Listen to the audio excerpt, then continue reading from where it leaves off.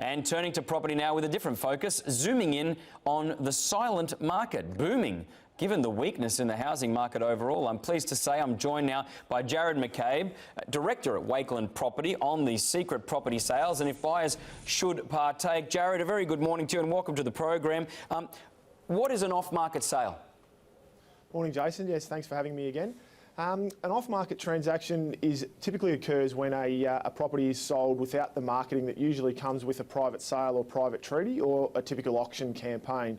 And it's typically used to target specific buyers who the agent may well know have been interested in similar properties within the marketplace in recent times.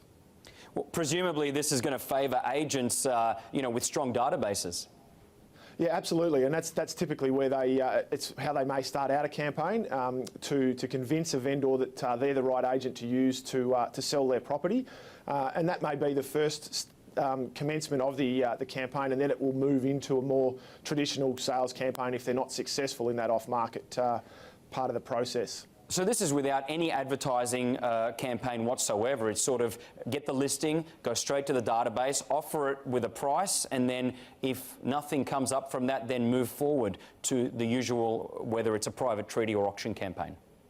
That's right, and that's why there's always questions that need to be asked from a buyer's perspective as to the level of motivation that the vendor may have to sell, because in certain circumstances, as I said before, it may well be the start of a layering process on the vendor to convince them to go through to a full campaign, and whether their motivation levels are actually there to sell the property.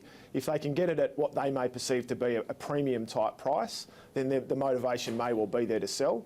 So, but if that price is not achievable, then perhaps they may not necessarily be there and ready to sell. And so buyers can then waste time and money on building inspections, contract checks, that sort of thing, when the level of interest in selling is actually not necessarily there. Is this very much around, like you said, properties that have vendors that know exactly where they're at, or is it much more so around properties such as upmarket properties or very unique properties, or rather than the more sort of run-of-the-mill property in a sense?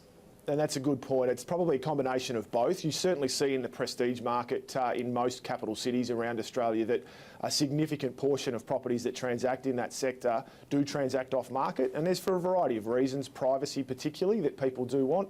But also, as you mentioned, that there are very targeted properties and very targeted buyers for those sorts of properties. And there is a limited buyer pool as well, because there's only a certain number of people that can quite often afford it. And another reason that people do go down that path from a vendor's perspective is that there can be differing opinions on a value of a property. And if you're talking prestige type prices up in excess of $5, $10, $15, $20 million, the difference in someone's opinion of value, say between $11 and $12 million, can make a significant difference to the vendor's end result. So it can be a way of an agent controlling the process and making sure that they are able to achieve the best price for their vendor.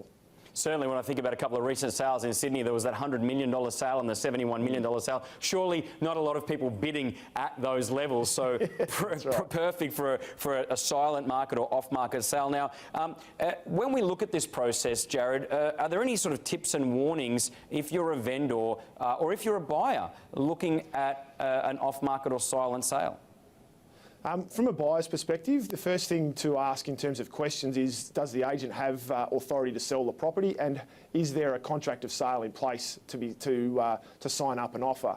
And what that does typically is start to determine that motivation level of the vendor. If there's not those things in place, then it may well be a bit of a fishing expedition from the agent's perspective to try and convince a vendor to sell. And if they can get perhaps an unsuspecting buyer to commit to that sort of price, then they may be able to put a deal together. So asking those questions up front from a buyer's perspective is really important.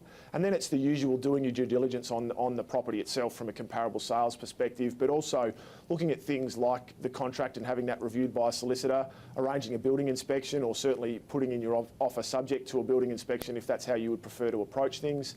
So these are certainly things from a buyer's perspective. From a vendor's perspective, you need to ask yourself whether or not this is going to achieve the greatest result for your property. And if it is perhaps a property that does have a particular type of buyer, then perhaps it is the way to go. But if you own a property that's going to be in demand from a large majority of the buying public, then perhaps a more traditional marketing campaign with the correct level of exposure is going to achieve the greatest result for you. surely, I mean, you see the more traditional style, the auction, sort of putting a deadline on the sale, creating a little bit of urgency, and at least getting all the potential buyers in one place at one time on a particular day removes a little bit of the danger of leaving money on the table in that silent method?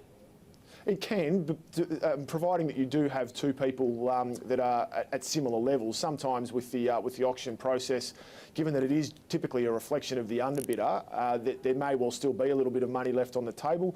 And sometimes with the private sale process, there may be an opportunity to take it up a couple of levels if the buyer hasn't necessarily done their homework in the correct way. So there's pluses and minuses in both methods, but it really does depend on the property as to whether or not it's going to be the best method of sale. All right, well, Jarrod McCabe, thank you very much for joining me from Melbourne today. Director, I should say, at Wakelin Property.